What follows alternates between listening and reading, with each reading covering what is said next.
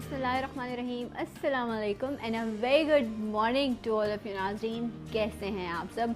उम्मीद यही दुआ यही कि आप सब खैरियत से होंगे और इस बदलते हुए मौसम को, इन ठंडी हवाओं को, वैसे सर्दी में ना थोड़ा डिप्रेशन सा भी होने लग जाता है, जी डिप्रेसिव हो जाता है माहौल, बट इसका अपना एक चार्म है, इसका अपना एक लुत्फ़ है इस मौसम का, ये जो सर्दी का मौसम है। और कहते हैं कि शायरों को ये मौसम बड़ा पसंद होता है और वो दिसंबर में आप देखें बहुत सारी शायरी है जिसमें दिसंबर का या इस मौसम का जो है वो ज़िक्र किया जाता है। तो आज ये म्यूज़िकल मॉर्निंग नहीं है, लेकिन इस मौसम के हवाले से जितना कुछ हो रहा है वो मैं आपको बता रही हूँ। जहाँ आपका मूड चेंज हो रहा है, आपका पहनना ओढ़ना चेंज हो रहा है, आपकी ग़िज़ा में तब्दीली आ रही है, ये बड़ी अच्छी चीज़ हैं। लोग एंजॉय कर रहे होते हैं इन सब चीज़ों को, वार्म कपड़े पहनना, सूप हैं, कॉफ़ी हैं, इस तरह की ड्रिंक्स जो हैं विंटर की उनको एंजॉय करते हैं। मुख्तलिफ़ तरह के खाने हैं जो स्पेशली सर्दियों में बनाए जाते हैं, उनको खाया जाता है। ड्राई फ्रूट्स का इस्तेमाल बहुत ज़्यादा किया जाता है। सी फूड का इस्तेमाल जो है, हमारे कॉन्सेप्ट है कि सर्दी होगी तो खाएँगे, तो हम वरना तो खैर 12 मंथ्स आप मुख्तलिफ़ फॉर्म्स में इसको यूज़ कर सकते हैं, बट सर्दी में ये सब चीज़ें जो हैं वो ज़्यादा हम इंजॉय कर रहे होते हैं। लेकिन उसके साथ साथ ही कुछ मसाइल भी हैं जो इस मौसम की तब्दीली से या सर्दी के आते ही जो है वो हमला आवर हो जाते हैं या डेरे जमा लेते हैं। उनसे आपने कैसे बचना है? अच्छा, ये मसला हर उम्र के लोगों के साथ होता है, बच्चों के साथ भी है, बड़े भी हैं, बूढ़े भी हैं, सब जो है वो सर्दी की वजह से जो है ना वो किसी ना किसी तरह की प्रॉब्लम में मुब्तला रहते हैं। तो आज हम ये जो इश्यूज़ हैं जो कोल्ड में, सर्दी में आपको हो रहे होते हैं, उन पर हम बात करेंगे कि क्या प्रिवेंशन आप कर सकते हैं, किन किन चीज़ों का आपको इस्तेमाल करना है जिनकी वजह से आप अपने आप को थोड़ा सा, क्योंकि इम्यूनिटी का भी बड़ा इशू होता है कि अगर इम्यूनिटी कम है तो बहुत जल्दी आप जो है वो बीमार हो जाते हैं। तो अपने आप को स्ट्रॉन्ग कैसे रखना है, प्रिवेंशन क्या होगी, और अगर आप हो गए हैं किसी प्रॉब्लम का शिकार तो आपके लिए हल क्या मौजूद है। बुखार है, आपको थ्रोट इन्फेक्शन हो जाता है, गला ख़राब होने लग जाता है, रनिंग नोज़ बच्चों में बहुत ज़्यादा है, फ्लू बहुत ज़्यादा होता है, पसलियाँ चलने लग जाती हैं बच्चों की, जिनको एस्थमा है वो बहुत ज़्यादा एग्रीवेट हो जाता है। इस तरह मुख्तलिफ़ तरह की बीमारियाँ हैं। और अभी मुझे डॉक्टर साहब बता रहे थे कि हार्ट अटैक का भी इशू जो है वो बढ़ता है। ऐसा क्यों है? पानी कम पीते हैं हमें लगता है डिहाइड्रेशन सिर्फ गर्मी में होती है, सर्दी में भी अक्सर लोगों को डिहाइड्रेशन हो जाती है। इन तमाम चीज़ों के बारे में आज हम अपने प्रोग्राम में डिस्कस करेंगे और इस पर बात करने के लिए हमारे साथ consultant family physician doctor Aftab Ahmed Khan मौजूद हैं। इनको वेलकम करते हैं। अस्सलाम वालेकुम डॉक्टर साहब, कैसे हैं आप? अल्हम्दुलिल्लाह खैरियत से। मैं अल्लाह का शुक्र। फेवरेट आपका मौसम कौन सा है? मेरा सर्दी।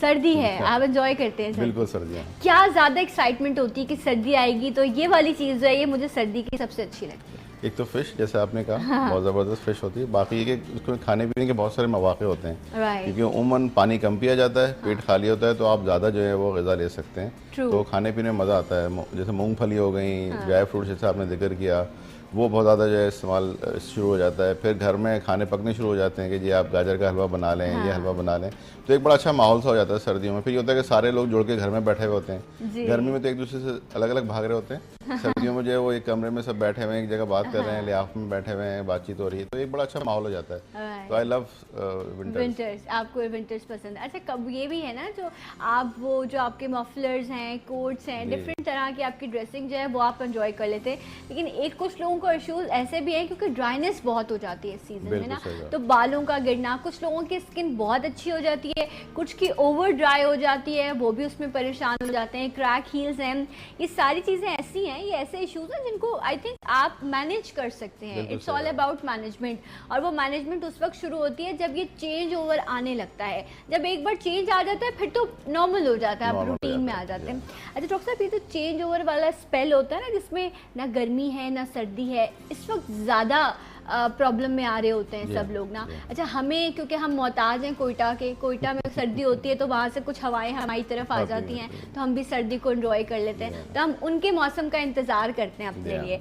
सो जब ये चेंज ओवर हो रहा हो उस टाइम क्या एहतियात करनी चाहिए? देखिए, ये बड़ी अच्छा सवाल किया आपने। चेंज ओवर इतना बहुत, ये कहते हैं साइलेंटली होता है कि हम अंदाज़ा नहीं होता कि हुआ क्या।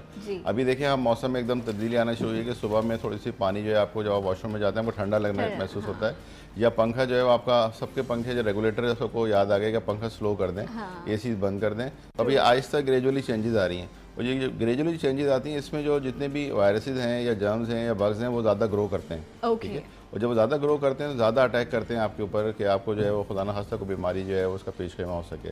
तो ऐसे मौसम में बहुत ज़्यादा एहतियात की ज़रूरत होती है। ज़रूरी नहीं है कि बहुत चिल सर्दियों की तभी आप जो है ओढ़ना और कुछ अपना एहतियात शुरू करेंगे, आप पहले से ही शुरू कर दें, ख़ासतौर पर बच्चों को और बूढ़ों को। ये ज़्यादा जो है वो प्रोन होते हैं कि इस बीमारी से या इन जो बीमारियाँ उनसे ज़्यादा वो उन पर हमलावर हो जाएं। ठीक है, तो वो क्या एहतियात होनी चाहिए? आप कह रहे हैं कि पहनने ओढ़ने में थोड़ी सी एहतियात करनी चाहिए, क्योंकि दिन में धूप गर्मी होती है, रातें जो हैं वो थोड़ी ठंडी होने लगी हैं, शाम में मौसम चेंज हो जाता है। वैसे कराची में अल्हम्दुलिल्लाह ये बात है कि शाम वैसे ठंडी हो जाती है क्योंकि हवाओं की वजह से ऐसा मौसम है, बट ओवरऑल जो सिचुएशन है उसमें क्या करना, एहतियात क्या होगी? वो गर्म कपड़ों का इस्तेमाल शुरू कर दें। देखिए, सर्दियों में उमूमन जो कॉमन डिजीज़ जिसको मैं कहता हूँ वो तकरीबन 11-12 ऐसी बीमारियाँ हैं जो कॉमन होती हैं सबको।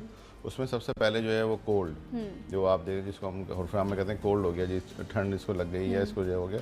कोल्ड होती क्यों है? कोल्ड इसलिए होती है कि जब लोग अपने सही तरह से हाथ हैंड वॉश नहीं करते, हाथ सही तरह से नहीं धोते, जो बग्स हैं वो उनके हाथों में लगे होते हैं, एक दूसरे से हम हैंड शेक करते हैं और फिर वो ट्रांसफ़र होना शुरू हो जाते हैं। तो कोशिश ये करें कि आप जब भी इस तरह का कोई चीज़ हो तो अपने हाथ ज़रूर धोएं। अच्छा। जब भी कोई खाएं पिएं, आप कहीं बाहर से आ रहे हो या आप कोई ऐसा काम कर रहे हो तो अपने हाथ ज़रूर साबुन से वॉश कर लें। एक तो वॉशरूम जब इस्तेमाल करें उसके बाद फ़ौरन अपने साबुन से अच्छी तरह से हाथ धो लें। दूसरे जो आपकी ज़ेर इस्तेमाल चीज़ें हैं, कप है, गिलास है, आपका टॉवल है, आपका तौलिया है, इस तरह की चीज़ों को भी आप वॉश करके रखें और सही तरह से रखें। ऐसा ना हो कि आपने कप रखा हुआ था, रात का आपने सुबह उठाया, उसमें पानी चाय पी ली या उसी में आपने गिलास में पानी डाला वो पी लिया, उसको वॉश कर लें अच्छी तरह से, ताकि ये कोई भी बग जो रात भर रहा है, दिन भर रहा है या कहीं रखा हुआ था वो उसके एनवायरनमेंट से उसके लग गया, आपने पी लिया तो प्रॉब्लम हो सकती है। या जो अक्सर घरों में देखा है कि एक गिलास या एक चीज़ जो है वो कॉमन यूज़ हो रही होती है, सब वो इस्तेमाल कर रहे होते हैं, उसको अवॉइड करें। अगर कोई ऐसी प्रॉब्लम है कि एक ही इस्तेमाल करना है तो उसको धो लें हर बार। जरूरी नहीं कि सबका अलग अलग हो, टॉवल अलग अलग हो या ब्रश अलग हो, सबके अलग होते हैं, लेकिन फिर भी कुछ घरों में ऐसे ज़ायबत फाइनेंशियली जो है ऐसा होता है कि लेकिन उसको अच्छी तरह धो लें, धोने में तो कोई बात नहीं है, उसको धो के इस्तेमाल कर लें।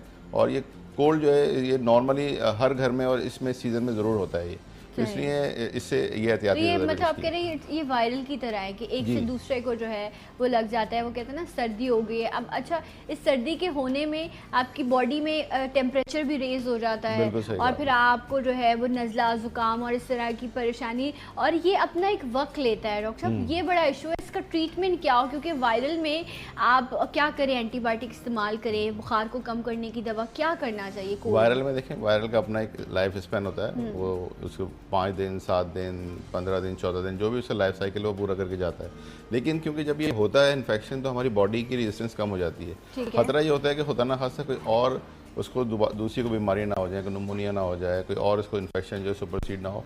उसको कवरेज देने के लिए हम उसको एंटीबायोटिक भी देते हैं, उसको कवरेज देने के लिए हम जो है उसमें एंटीपायरेटिक या बुखार की दवाएं भी देते हैं ताकि उसका निज़ाम सही रहे। इसलिए वरना वायरस को अगर आप ऐसे ही छोड़ दें उसका लाइफ स्पैन पूरा होगा और वो ख़त्म हो जाएगा। इसलिए कहते हैं कि जो जिनको ये बीमारी होती है कि वो घर पे आराम करें और जितना रेस्ट करेंगे उतनी जल्दी ये रिकवर हो जाएंगे। राइट, बट इसका अपना एक टाइम पीरियड है। वो अब डॉक्टर साहब कितना, तकरीबन 5 से 6 दिन लगते हैं, फिर स्लो डाउन होना शुरू हो जाता है। सही कहा आपने, 5 दिन, 7 दिन और 9 दिन, 14 दिन, इस तरह का इसका लाइफ स्पेन होता है और वो खुद ब खुद ही ख़त्म हो गया। अच्छा, तो क्या ज़रूरी है कि मैं एंटीबायोटिक, मतलब जो लोग बीमार हैं अल्लाह ना करे या किस तरह के वायरस में, अच्छा घर में एक शख्स अगर हो जाए ना तो फिर एक के बाद दूसरा, दूसरे के बाद तीसरा, ये पूरा राउंड चल रहा होता है और फिर अपने घर के बच्चों को बचा रहे होते हैं, लेकिन वो होना होता है तो वो हो जाता है घर के सब लोगों को। तो फिर एंटीबायोटिक ज़रूरी है डॉक्टर साहब या नहीं? आप कह रहे रेस्ट करें, रूटीन को थोड़ा अपना चेंज करें। जैसे मैंने पहले अर्ज़ किया कि आप एहतियात करें, हाथ धोएं अच्छी तरह से, आप जो है वो अननेसेसरी किसी के साथ जो है वो इंटरमिंगल ना हो, अपनी जो इस्तेमाल की चीज़ें हैं उनको थोड़ा सेपरेट कर लें या उनको अच्छी तरह वॉश कर लें ताकि आपके इस्तेमाल की चीज़ दूसरा को इस्तेमाल करे तो उसको वो बग जो है वो वहाँ तक ना पहुँच सके। ये एक प्रिवेंशन आप विद इन घर के अंदर कर सकते हैं। बच्चों को थोड़ा सा ये ज़्यादा ये प्रोन होते हैं बच्चे, क्योंकि उनकी इम्यूनिटी कमज़ोर होती है तो उनमें ज़्यादा खतरा होता है कि उनमें ये बीमारी हो जाए, तो उनको बचा के रखें। उनको ऐसे जिनको नज़ला, छींकें ज़्यादा आ रही हैं वो अपने मुंह पे कपड़ा रखें, जब भी कोई छींक आती है या वो नोज़ ब्लो करते हैं तो उसमें जो है वो किसी कपड़े में ना करें बल्कि टिशू में लें, ताकि टिशू डिस्पोजेबल होता है, उसको आप फेंक देते हैं। कपड़ा इस्तेमाल करते हैं, कपड़े के अंदर वो जर्म जो हैं वो और ज़्यादा कल्टीवेट होते हैं और ज़्यादा जमा हो जाते हैं, फिर बार बार आपके हाथ में आते हैं, फिर आप उसको मल्टीप्लाई कर देते हैं। तो ये इसमें जो है ज़रूरी होता है। सही, आप ये बड़ी इम्पोर्टेंट छोटी छोटी सी चीज़ें हैं, लेकिन इससे आप क्योंकि घर में आप एक घर में रहते हैं, अब इसने 6-7 दिन इस वायरल में रहना है, तो आप अलग तो नहीं हो सकते, लेकिन आप उसमें ही रहते हुए एहतियात क्या कर सकते हैं, ये बड़ी इंपॉर्टेंट चीज़ है। डॉक्टर साहब कुछ घरेलू भी हो सकता है, जिस तरह जो शांदे का इस्तेमाल कहते हैं, बाकी सारी कुछ लोग जो है वो कावे बनाते हैं, सूप है, यखनी है, बहुत सारी चीज़ें हैं जिनका इस्तेमाल जो है वो आपको थोड़ा सा इस कोल्ड में बचाता है, तो ये हेल्प करती हैं चीज़ें? बिल्कुल हेल्प करती हैं, क्योंकि हमारे बॉडी को रिक्वायरमेंट बढ़ जाती है ऐसे मौके पे जब कोई बीमारी होती है, तो हम अपने बॉडी को एनर्जाइज करने के लिए मुख्तलिफ चीज़ें इस्तेमाल करते हैं, बजाय इसके कि आप बाज़ार से बहुत महंगे महंगे टॉनिक ख़रीदें और बहुत सारी दवाएँ ख़रीदें।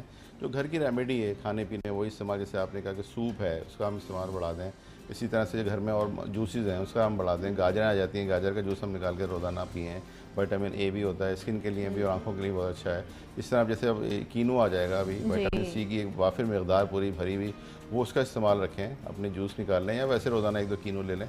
विटामिन सी भी होता है और इस मौसम का इसके अंदर तिरयाक भी होता है, तो जो भी मौसम के फल हैं वो ज़रूर लें इसके उस मौसम के अंदर। ये ना करें कि आप ये सब्जियाँ हैं फल हैं वो ज़रूर इसमें जो मौसम उसकी एंटीबायोटिक अच्छा, होती है। आपने वाइटामिन सिट्रस फ्रूट्स की बात की, तो इस वक्त कीवीज़ भी मार्केट में मौजूद हैं, और अच्छा एक कॉन्सेप्ट है कि बहुत एक्सपेंसिव फ्रूट है, बट कहते ये हैं कि 3 oranges is equals to 1 kiwi, उसमें इतना जो है वो सिट्रस होता है। 3 कीनू की जगह अगर आप 1 कीवी खाएंगे तो आपको उतने ही मिलेंगे, बट वो हमारे यहाँ कुछ कॉन्सेप्ट हैं, कुछ फ्रूट जो हैं वो हम बहुत ज़्यादा इस्तेमाल नहीं करते डॉक्टर साहब। लेकिन ये जो सिट्रस का मामला है, कहते हैं जो मौसम का फल है ये बीमारी में भी आपको सपोर्ट कर रहा होता है, लेकिन अगर गला ख़राब है तो वैसे ही आपको इतना थोड़ा सा उस टाइम तो थोड़ा अवॉइड करना चाहिए ना। नहीं देखें, बात ये होती है जैसे हम अक्सर में आप ENT जो स्पेशलिस्ट आपने देखा होगा वो जब भी वो ऑपरेशन करते हैं टॉन्सिल्स का, दूसरे दिन कहते हैं बच्चे से आइसक्रीम खाओ जी, ठंडी चीज़ें पहले मना करे होते, बाद में कहते हैं खाओ। तो क्यों वो कॉन्सेप्ट है? कॉन्सेप्ट ये है कि जो वहाँ पे जितनी भी जो बारीक बारीक जो खून की वो होती हैं शरियान है वो ब्लीड ना कर जाएँ, तो इस वजह से जब आप कोल्ड देते हैं तो वो श्रिंक होकर वहाँ से उसकी जो खून बहने की सलाहियत है वो कमज़ोर हो जाती है। इसी तरह जिस तरह आपने कहा कि सोर थ्रोट हो रहा है, अगर खुदा न खासा किसी को, तो वो इससे कहेंगे जी आप बहुत तुर्श चीज़ें ना लें या बहुत खट्टी चीज़ें ना लें, और क्योंकि उसमें ज़रूरी नहीं है कि देखें जो विटामिन सी है वो तो तिरयाक है, वो तो दवा है, लेकिन बहुत सारी इसके अंदर जो है और ऐसी चीज़ें होती हैं जो खट्टापन के लिए इस्तेमाल की जाती हैं, उसके लिए हम मना करते हैं कि वो उसको अवॉइड करें। हाँ। वो ना लें। अच्छा, मतलब इमली है और इस तरह की चीज़ें आप कह रहे हैं, वो इमली हो गई, इमली भी सही है, वो भी नेचुरल सोर्स है, हाँ, लेकिन जैसे टार्ट्रिक एसिड होता है अक्सर आप देखें जो जायके के लिए डाली जाती है, क्रिएट कर देते हैं, अगर इनको डील ना किया जाए सही से, तो उनके लिए प्रिवेंशन क्या ज़रूरी है और ट्रीटमेंट क्या होगा? अच्छा डॉक्टर साहब, अभी हमने बात की थी कि जो कोल्ड हो जाता है या सोर थ्रोट है या आपका रनिंग नोज़ है, बच्चों में ये अक्सर चीज़ इवन बड़ों में भी हो जाता है कि इतना बिगड़ जाता है कि निमोनिया की शक्ल इख्तियार कर जाता है। अगर ऐसी कंडीशन हो गई है, माएँ परेशान होती हैं, जिनकी पहली बच्चों की सर्दी होती है, उसमें माँओं को बड़ी टेंशन होती है कि उनका सीने से आवाज़ आने लग जाती है, इतनी कंजेशन हो जाती है, निमोनिया की कंप्लेन हो जाती है, क्या करना चाहिए इसमें? देखिए, इसमें जैसे हम पहले जिक्र कर रहे हैं कि मुख्तलिफ बीमारियाँ होती हैं, उसमें एक कॉमन बीमारी जो है वो ये भी फ्लू की भी होती है, जिसका आप जिक्र कर रही हैं। वो फ्लू बड़ों में भी होती है और बच्चों में भी होती है, ठीक है। बड़ों में इसलिए होती है कि जितने भी 60-65 साल की उम्र के जो लोग होते हैं उनमें ज़्यादा ये प्रोन होती है कि उनमें बीमारी हो जाए, या ऐसे लोग जिनको डायबिटीज़ हो, जिनको किडनी की बीमारी हो, या प्रेग्नेंट वुमेन जो हामला ख़वातीन होती हैं उनमें ज़्यादा सलाहियत होती है कि ये बीमारी उनमें ज़्यादा हो जाए। अच्छा। तो उनसे बचाव का जो है वो तरीक़ेकार भी होता है। एक फ़्लू की वैक्सीन आती है, वो 1 साल की स्ट्रेन होती है, WHO हर साल जो है उसकी स्ट्रेन निकालता है, तो वो अगर आप लगवा लें तो पूरे साल जो है उस स्ट्रेन से आप, जी हाँ, वो आप उससे बच सकते हैं। जैसे अक्सर देखा होगा लोग जो हज पे जाते हैं, उम्रे पे जाते हैं, तो वो लगवाते हैं, क्योंकि उस एनवायरनमेंट में जो है वो ये ख़तरा होता है कि खुदा न खास्ता फ्लू का आउटब्रेक ना हो जाए, क्योंकि फ्लू का आउटब्रेक होने का मतलब ये है कि उसमें आप ये इट्स अ किलर, इसमें डेथ भी हो सकती है। तो निमोनिया की condition, flu leads to pneumonia, और उसके बाद वो बहुत बिगड़ जाता है तो वो फिर निमोनिया की कंडीशन इख्तियार कर लेते हैं। इसी तरह बच्चों में जो है नीमोकोकल की वैक्सीन आजकल आती है, वो हम लगवाते हैं बच्चों को ताकि इससे हम बचा सकें। अच्छा, अभी वो माएँ जिनको पता है कि उनके बच्चों के साथ ये प्रॉब्लम रही है, क्योंकि एक बच्चा बड़ा अच्छे से पल जाता है, एक जो है ना वो हर सीजन में बीमार हो रहा होता है, माएँ परेशान होती हैं, तो आप कहेंगे कि वो अभी वैक्सीनेशन लगवा लें? जी, अब ये मतलब बेहतर है? वैक्सीनेशन लगवा लें या एहतियाती तदबीर इख्तियार करें। मिसाल के तौर पर अब जैसे सर्दियाँ आ रही हैं, बच्चे को पूरी तरह से कवर करके रखें, उसको अनएक्सपोज ना रखें, ठीक है। उसकी डाइट का ख्याल रखें कि उसको जो हम क्या खिला रहे हैं, क्या पिला रहे हैं, ठीक है। उसको जो है वो एक्स्ट्रा, अगर थोड़ा गोद का बच्चा है तो यकीनन वो गोद में रहता है, उसको लपेट के रखें। उसको ऐसे कमरे के एनवायरनमेंट रखें जहाँ पे जो है रूम टेम्परेचर उसका ऐसा हो जो बाहर के टेम्परेचर से थोड़ा अच्छा हो। मतलब बाहर अगर कोल्ड है तो अंदर जो है वो वार्म हो, और अंदर जो है क्या नाम है कोल्ड है तो बाहर का उसको जो है वो, लेकिन इतना भी ना उसको लपेट दें कि वो बेचारा सोचे कि मेरे साथ जुल्म हो गया, बोल भी नहीं सकता, इतना वो लपेट दिया जाता है। सॉक्स भी पहना दिए, ग्लव्स भी, कैप भी, फिर उसके बाद वो रैप भी कर देते हैं, तो ये भी कुछ ज़्यादा होता है। बट इतना देखें उसका बॉडी टेम्परेचर तो आप चेक कर सकते हैं कि अगर वो नॉर्मल आपको लगता है कि थोड़ा ठीक है तो फिर इतना कवर करने की उसको आपको ज़रूरत नहीं है। बट अगर इस तरह का इशू है तो एहतियात बड़ी इंपॉर्टेंट होती है।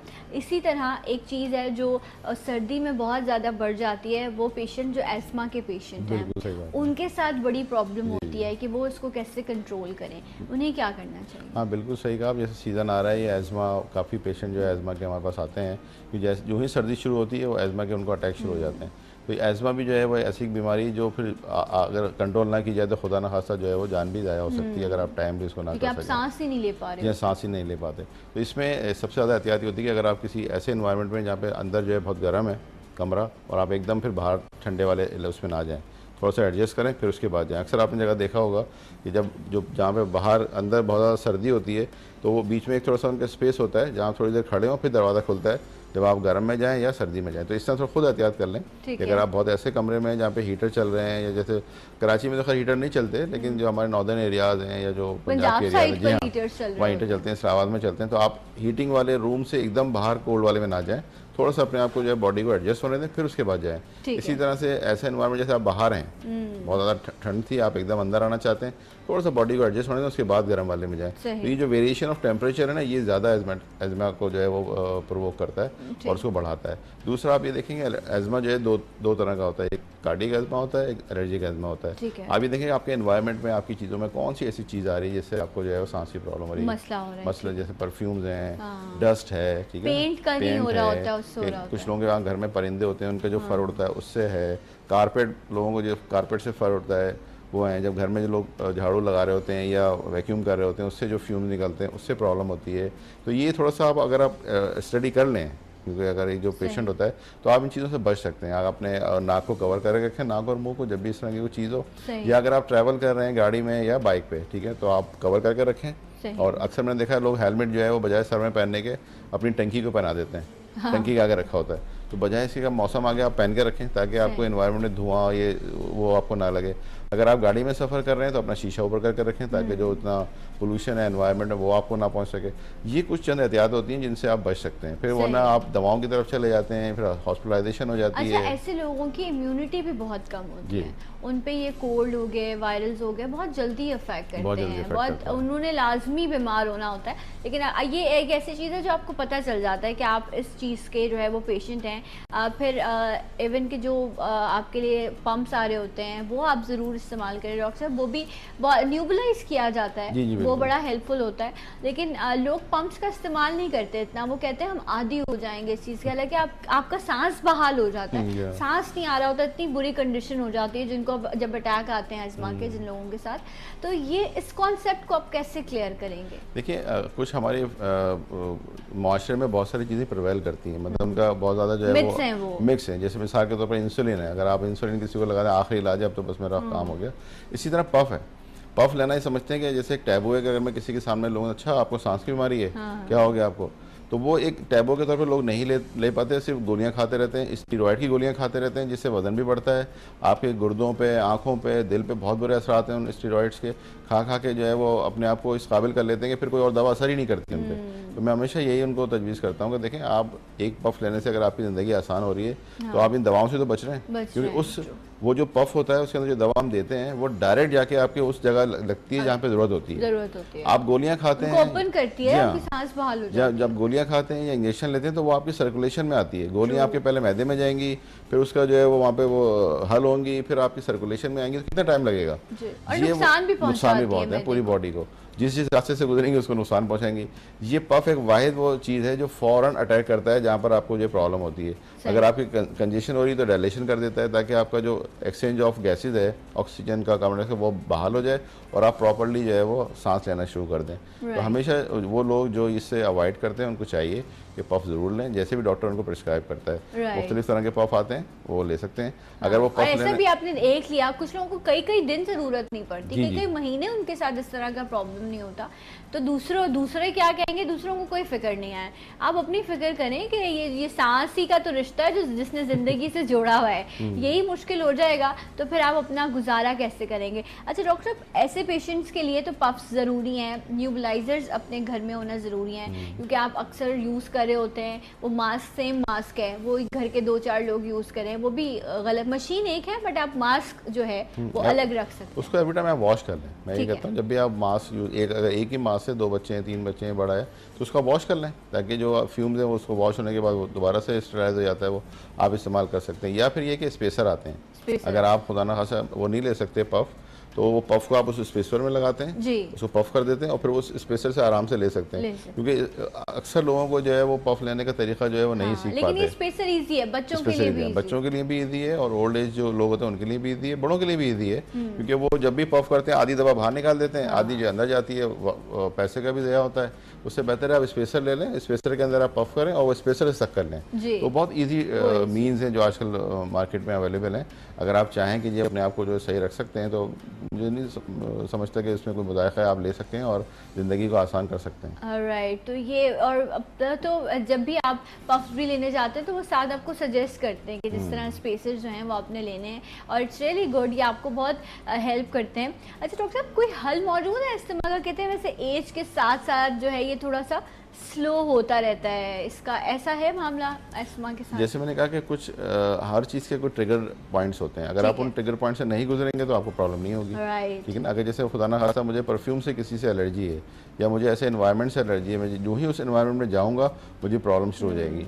जो कराची का जो एनवायरनमेंट है, थोड़ा सा आपने देखा है इसमें ह्यूमिडिटी ज़्यादा होती है कराची के एनवायरनमेंट में, तो एज़ कम्पेयर टू जो हमारे कराची के अलावा जो लोग हैं पंजाब में या और दूसरे इलाकों, वहाँ पे ये बीमारी थोड़ी कम होती है, और जो ही कराची में आते हैं उनको प्रॉब्लम बढ़ जाती है। तो मैं ये तो नहीं कह रहा कि वो कराची आना छोड़ दें, लेकिन वही देखें कि अगर वो आ रहे हैं तो अपनी पहले से एहतियाती तदबीर कर आएँ वो उसके लिए। अगर आपकी कोई दवाएं लेते हैं तो वो पहले से लेना शुरू कर दें, क्योंकि अब तो ऐसी दवाएं भी आ गई जो जिसको हम अपनी ज़बान में मास सेल स्टेबलाइजर कहते हैं। कि अगर आप कुछ अरसे तक लेना शुरू करें, 3 महीने 6 महीने पहले से लेना शुरू करें, तो जब वो सीज़न आता है तो उसमें आप उसके साथ जंग कर सकते हैं आराम से। आपके जो सेल्स हैं वो इस काबिल हो जाते हैं, इतने मजबूत हो जाते हैं कि वो फिर बीमारी आप पे अटैक नहीं करती है। ठीक है ना। बहुत सारे, मैं नाम नहीं ले सकता ब्रांड के, लेकिन ऐसी बहुत सारे मास सेल स्टेबलाइजर होते हैं जो आपके बॉडी को इस एज़मा के हवाले से बहुत ज़्यादा एनर्जाइज कर देते हैं और फिर वो बीमारी उनमें नहीं होती। अच्छा, मैंने देखा कि जो एज़मा के पेशेंट होते हैं या तो बहुत वीक होते हैं या बल्कि होते हैं, एक जो फिट बॉडी होती है ना, एक आप कहें कि एक हेल्दी शख्स आपको लग रहा है, वो मैंने जो मेरी अपना एक है, मैं आपसे पूछना चाह रही हूँ कि ऐसा ही है कि उसमें बड़ा मुश्किल हो जाता है फिटनेस को बैलेंस करना, या तो कमज़ोर होते हैं लोग या फिर वो अजीब बल्कि से होते हैं, अजीब सी बॉडी हो जाती है। वो इस वजह से होती है, जैसे मैंने पहले अर्ज़ किया कि लोग स्टेरॉइड का इस्तेमाल ज़्यादा करते हैं, जो ज़्यादा बल्कि हो जाते हैं, उनका पफी फेस हो जाता है। ठीक है ना। ज़्यादा लगता है कि ये बहुत हेल्दी मोटे मोटे से हैं, लेकिन अंदर से बिल्कुल खोखले होते हैं, क्योंकि स्टीरॉयड इतना इस्तेमाल करते हैं टैबलेट फॉर्म में, इंजेक्टेबल फॉर्म में, कि उनकी बॉडी जो है वो फूल जाती है। और जो कमज़ोर लोग होते हैं वो बेचारे थोड़े से डिप्रेशन में होते हैं कि हर वक्त उनको सांस है, वो अपनी रूटीन एक्टिविटी नहीं कर पाते, डरते हैं कि एक्सरसाइज करने से हमें सांस हो जाएगी, बाहर जाने से, लोगों से मिलने से, लोगों में जाने से, बहुत ज़्यादा खाने पीने से, कि जी हमें खुदा ना खासा ये अटैक हो गया तो हम क्या करेंगे। तो वो उस डिप्रेशन में जाने के बाद उनको थोड़ी सी वो कमज़ोरी जो है आप जैसे कहेंगे वो फील होती है, ये बहुत लीन होती है। अच्छा, लेकिन ये बड़ी इंपॉर्टेंट चीज़ है, जिस तरह भी कह रहे थे कि आपने जो ट्रिगर पॉइंट्स है ना, आपने उनसे बचना है। जिस तरह जो लोग माइग्रेन का शिकार होते हैं, आधे सर के दर्द का, उनको पता होता है खुशबू से है, कोई चीज़ खाने से है, अक्सर कुछ रंग ऐसे होते हैं, इन सब चीज़ों से उनको होती है, तो वो एहतियात कर रहे होते हैं कि अगर गर्मी में जिस तरह कुछ लोगों को रोशनी से बहुत ज़्यादा होता है, सूरज की रोशनी गर्मी से बहुत होने लग जाता है, तो वो एहतियात करते हैं उन तमाम ट्रिगर पॉइंट से ताकि वो चीज़ ना हो। इसी तरह एज़मा में भी है, और ये जो पफ्स है जब आप इनका इस्तेमाल करते हैं तो ये आपके उस अटैक्स को थोड़ा स्पेल को कम करती है, वक्त के गुजरने के साथ आपको कंट्रोल होता है। अच्छा डॉक्टर साहब, ये तो सारी चीज़ें हैं, जिस तरह आपने कहा कि सर्दी में ये चीज़ ज़्यादा इनको बड़ा आइडियल माहौल मिल रहा होता है सामने आने के लिए। इसी तरह एक और चीज़ है, वो भी बड़ा प्रॉब्लम कॉमन है कि अगर आपका अल्लाह ना करे कभी एक्सीडेंट हुआ हो या कोई फ्रैक्चर बोन हो, तो जब ये मौसम शुरू होता है तो वो तकलीफ़ें जो हड्डियों की हैं वो वापस से बताना शुरू कर देती हैं, पास्ट याद दिलाती हैं कि ऐसा कुछ हुआ था। इसको कैसे ट्रीट करें इन हड्डियों के दर्दों को? ये बिल्कुल सही कहा आपने। सर्दियों में एक बड़ी कॉमन बीमारी होती है पेनफुल जॉइंट्स जी। अक्सर आप देखें सुबह जब आप उठते हैं तो आप पूरे अकड़े हुए होते हैं, आपके जिस्म दर्द हो रहा होता है और अक्सर आपके जॉइंट्स जो है वो दर्द कर रहे होते हैं, पेनफुल जॉइंट्स हम कहते हैं। वो क्यों होते हैं? वो इस वजह से होते हैं, इसी रीज़न अभी तक अननोन है, नहीं है समझ में आता, लेकिन एनवायरनमेंट क्योंकि चेंज हो रहा होता है इस वजह से बॉडी आपकी जो एडजस्ट होने में टाइम लगाती है। और जैसे जैसे दिन गुजरता है, आप देखा होगा अक्सर जब लोग सुबह उठते हैं तो उनके हाथ पैर अकड़े हुए होते हैं, उनसे चला फिरा नहीं जा रहा होता, लेकिन जैसे जैसे सूरज चलना शुरू करते हैं, रूटीन किचन में गई ख़वातीन या अपना रूटीन काम किया या जो ऑफिस में लोग चले गए, वो फिर शाम तक बिल्कुल ऐसा लगता है कुछ था ही नहीं इनको। फिर जब दोबारा सोने जाते हैं सुबह उठते हैं यहाँ, ये फिर दोबारा मुझे पेन शुरू हो गया। तो ये पेनफुल कंडीशन सर्दियों में अक्सर होती है, क्योंकि एक तो बॉडी जो है आपकी एडजस्ट हो रही होती है, दूसरे जो है वो आपके बॉडी के अंदर जो है कुछ चेंजेस आ रही होती हैं जिसकी वजह से ये प्रॉब्लम शुरू होती है। बाद लोगों के जॉइंट स्वेलन हो जाते हैं, इनको सूजन हो जाती है, बाद बहुत पेनफुल होते हैं, उनको चलने फिरने में प्रॉब्लम होती है। वो इसी वजह से होती है कि सर्दी के जो मौसम आता है और उसके बाद जैसे जैसे वो गुजरता रहता है वो उसमें क्या करें फिर इसको, इन दर्दों को ख़त्म करने के लिए? जॉइंट्स में पेन है, बैक में पेन है, या कोई आपको कोई ऐसा बॉडी पार्ट जहाँ पर अल्लाह ना करे कोई बोन का इशू हुआ हो, तो वहाँ पे करना क्या चाहिए इसके लिए? देखिए, अगर तो आपकी ये रूटीन लाइफ डिस्टर्ब हो रही है, ठीक है ना, आप ऑफिस नहीं जा पा रहे हैं, घर का काम नहीं कर पा रहे हैं, तो डेफिनेटली अपने कंसल्टेंट डॉक्टर से रुजू करें, या फिर जो भी वो डॉक्टर आपका एडवाइस करे वो पेन किलर जो अच्छा, ब्रेक हम ले लेते हैं, फिर हम बात करेंगे कि नॉर्मली लोग इसके लिए अपने घरों में रूटीन में करते क्या हैं और उनको करना चाहिए क्या। डॉक्टर साहब क्या कहेंगे? आफ्टर दिस ब्रेक मेरे साथ रहिए। सलाम पाकिस्तान।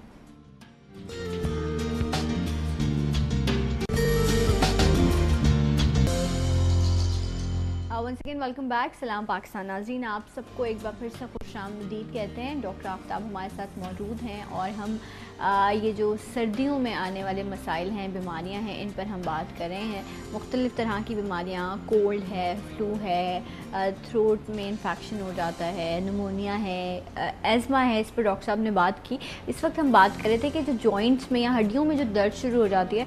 अच्छा डॉक्टर साहब, कुछ लोग हैं जिस तरह मैंने अपने घर में देखा, मेरी अम्मा गर्म पट्टी जो है वो बांध देती हैं उनको, अगर कभी पुराना एक्सीडेंट हुआ है उनका तो उनको तकलीफ़ होती है, या मुख्तलिफ़ तरह के लोग तेल इस्तेमाल करते हैं, सिकाई कर रहे होते हैं, ये घरेलू चीज़ें हैं, हल्दी का इस्तेमाल किया जाता है। तो ये बस मकसद यही होता है कि वो पेन जो है उसको रिलीफ दिया जा सके।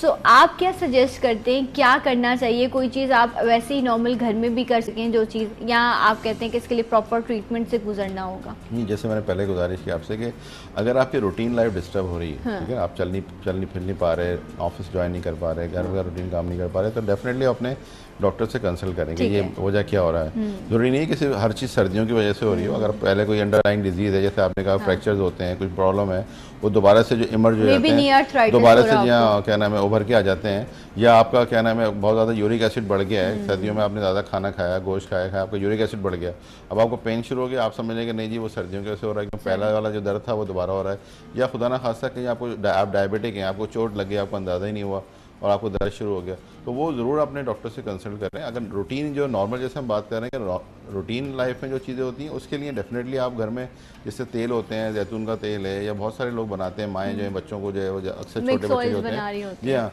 बच्चों में अक्सर देखें हम मालिश करते हैं सर्दियों में ना, बच्चों की स्किन को अच्छा करने के लिए, कभी जॉइंट्स को अच्छा करने के लिए वो ज़रूर करें।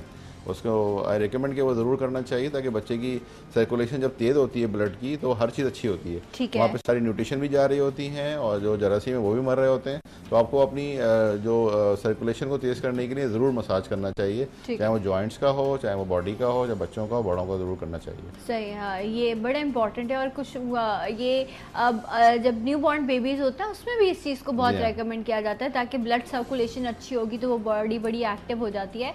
बट डॉक्टर साहब ने कहा कि अगर इतना ज़्यादा है कि आपकी रूटीन डिस्टर्ब हो रही है, फिर आपको उसको इन्वेस्टिगेट करना इम्पॉर्टेंट है, क्या वजह है, बनिस्बत इसके कि आप दवाएं खाते रहें, पेन किलर्स खाते रहें और आपका मर्ज वहीं का वहीं। प्रैक्टिस हम ये करते हैं, सेल्फ जो हम मेडिकेशंस कर रहे होते हैं ना, कि मर्ज को दबा दें, बस दर्द खत्म कर दें। हमारा असल इशू होता है दर्द खत्म हो जाए, बीमारी की हमें फिक्र नहीं होती। बट लॉन्ग रन में देखें तो इसका नुकसान क्या है डॉक्टर साहब?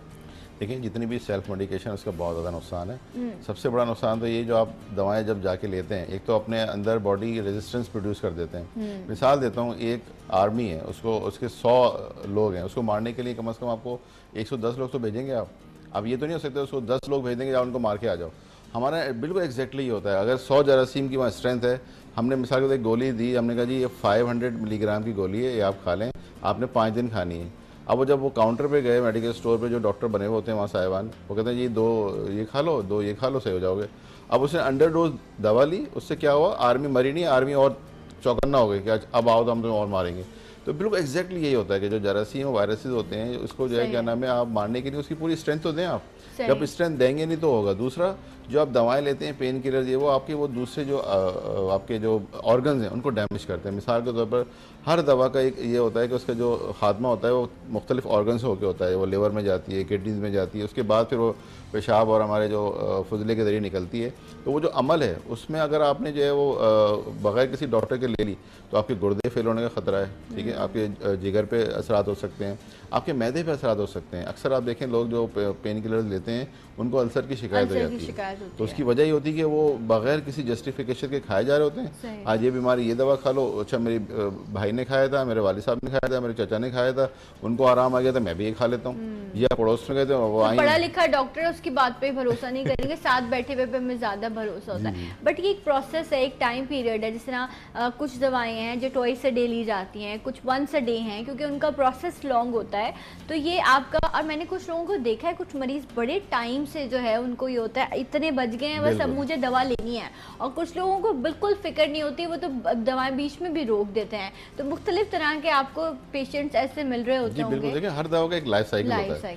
जब हम दवा जब ईजाद होती है तो उसको हम देखते हैं कि दवा जो है वो पूरे दिन के लिए बॉडी में रहेगी, असर कर देगी, या उसका जो लाइफ साइकिल है वो ऐसा ऐसा कम होना शुरू हो जाएगा। अब मिसाल के तौर पर एक दवा का जो लाइफ साइकिल है वो 8 घंटे का है, ठीक है। 8 घंटे आपने दी, दवा ने असर शुरू किया, 8 घंटे बाद उसका पीक जो आया ऐसा ऐसा 0 पे आना शुरू हुआ, तब फ़ौरन ही आपने उसकी दूसरी डोज दे दी, अब दोबारा से वो बूस्टअप हो गया। तो जो साइकिल चलता है कि हम जिसको हम कहते हैं कि जी दिन में 3 दफ़ा लें, या 12 घंटे से लें, या 6-6 घंटे से लें, वो इसी वजह से कहते हैं कि जो ड्रग का जो लाइफ साइकिल है उसको हम ख़त्म नहीं होने देते, वो चलता उसकी लाइफ हाँ चलती है। और वो जरासीम जो पनपता है या दोबारा से ग्रो होता है उसको हम जाके मारें, और उसको हम इस काबिल छोड़ें ही ना कि वो दोबारा से ग्रो कर जाए, दोबारा फिर इन्फेक्शन हो जाए। अक्सर आपको लोगों ने देखा होगा कि जो लोग दवा एंटीबायोटिक लेते हैं, बुखार उतर गया, जैसे तो हमने बुखार उतर गया, हमने छोड़ दी, 2 दिन के बाद दोबारा और तेज़ी के साथ बुखार चढ़ गया। अब वो भागे भागे फिर डॉक्टर सही नहीं, डॉक्टर चेंज करो।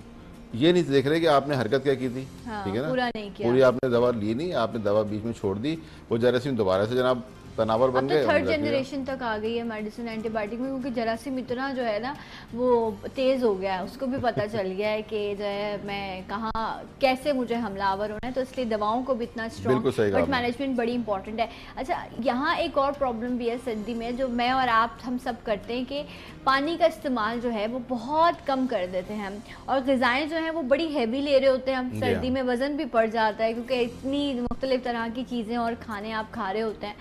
पानी का इस्तेमाल कम करते हैं, और जिक्र ये है कि डिहाइड्रेशन भी हो जाती है सर्दी में। जी बिल्कुल, आपने सही कहा। तो ये मसला जो है ये सिर्फ पानी की वजह से ही है। देखिए 2 वजह होती हैं डिहाइड्रेशन। एक तो वजह ये होती है कि क्योंकि हम बॉडी एक्सपोज नहीं होती है हमारी सन के साथ, हम बहुत सारी चीज़ें पहने होते हैं, एक पहले अंदर पहने होते हैं, फिर उसके ऊपर एक और स्वेटर पहने होते हैं, फिर हम उसके ऊपर एक ओवर कोट ले लेते हैं। तो बॉडी जब एक्सपोज नहीं होती तो आपको पर्सपिरेशन यानी पसीना नहीं आएगा।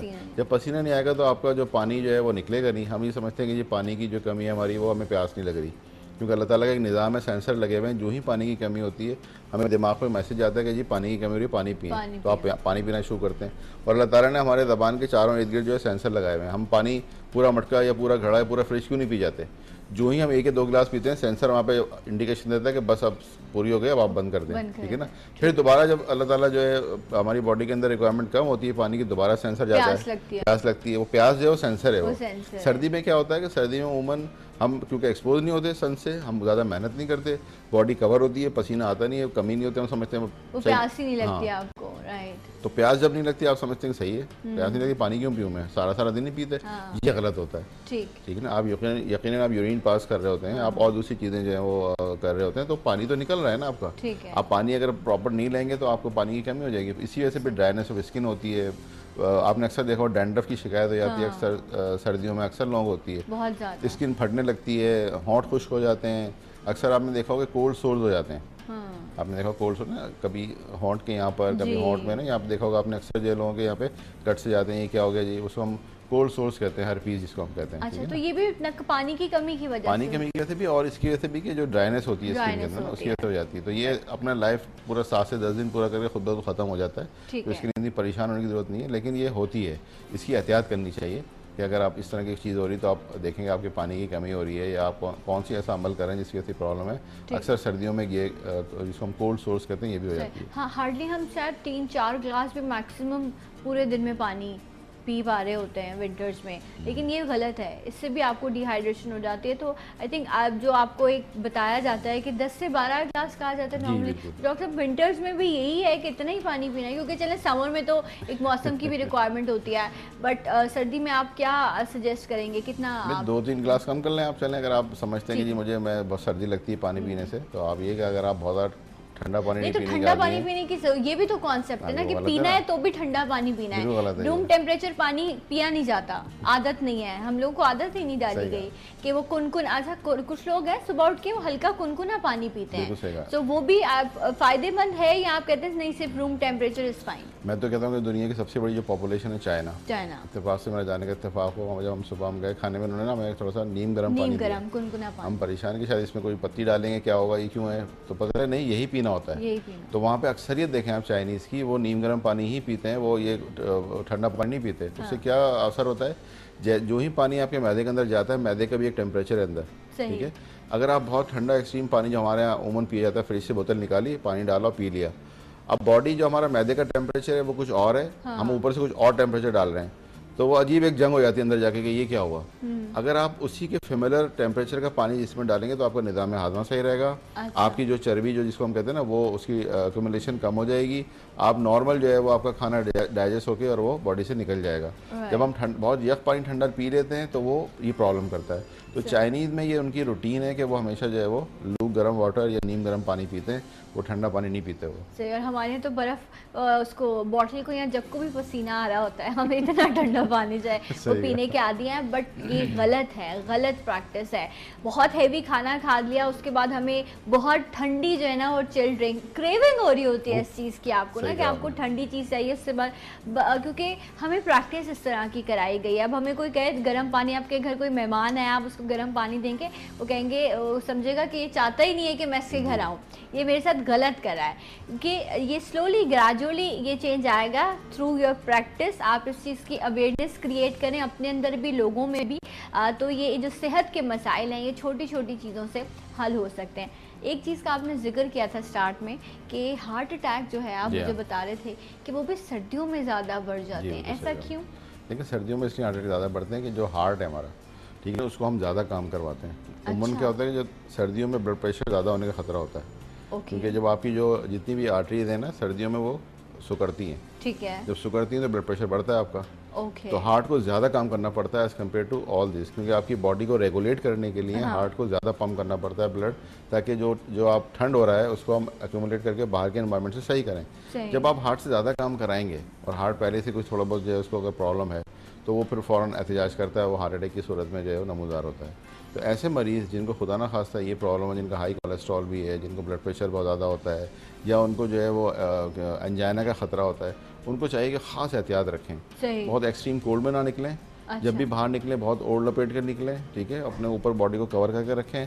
कोई भी जब विंड स्क्रीन, जब आपने देखा सर्दियों में अक्सर ठंडी हवा चलती है बस सामने से, बहुत अच्छी लगती है आपको, आपका चेहरा भी ठंडा हो जाता है, हाथ भी कहता अच्छा लगता है, लेकिन वो सबसे खतरनाक होती है, क्योंकि जब वो चलती है तो आप जब चल रहे होते हैं तो वो रेजिस्टेंस प्रोड्यूस होती है ना, हाँ, तो अब आपके सीने पे भी लग रही है, तो आप जब तक अगर कवर नहीं करेंगे तो डेफिनेटली वहाँ प्रॉब्लम शुरू हो जाती है। तो हम ये कहते हैं कि जितने भी इस तरह के जो पेशेंट हैं उनमें हार्ट अटैक का खतरा बढ़ जाता है, और तो वो एहतियात करें अभी से कि अपनी जो है वो बॉडी को कवर करके रखें, और किसी भी ऐसे बहुत एक्सट्रीम कोल्ड में ना जाएँ, इस तरह की जो चीज़ें ना लें, ताकि वो उस चीज़ से बच सकें। ठीक है। अच्छा, एक और भी चीज़ है डॉक्टर साहब, उस पर ज़रूर आप लोगों को आगाह करेंगे कि वो पेशेंट्स जो डायबिटीज़ का शिकार हैं, एक तो मैनेजमेंट बड़ी इंपॉर्टेंट है, दूसरी चीज़ ये कि इस सीज़न में होता क्या है कि हम सॉक्स भी पहने हुए, कपड़े भी पहने हुए, मतलब हमने अपने आप को कवर भी किया होता है और प्रॉपर हम वहाँ पर ऑक्सीजन भी सप्लाई नहीं हो रही होती।